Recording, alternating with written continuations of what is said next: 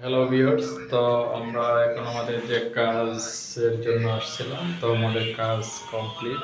তো আমরা এখন কাপড় দেওয়া শেষ করব, দুপুরে কাপড় দেওয়া শেষ করব। শেষ করার পরে অবশ্যই আমরা আমাদের গন্তব্যে ফিরে যাওয়ার জন্য প্রস্তুত।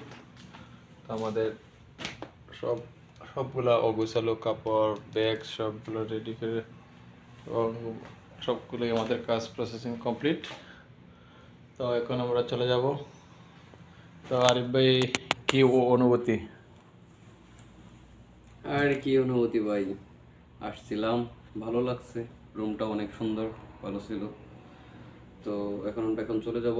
তো বন্ধুরা সবাই ভালো থাকবেন, সুস্থ থাকবেন, আবার হয়তো দেখা হবে কোনো এক ভিডিওতে।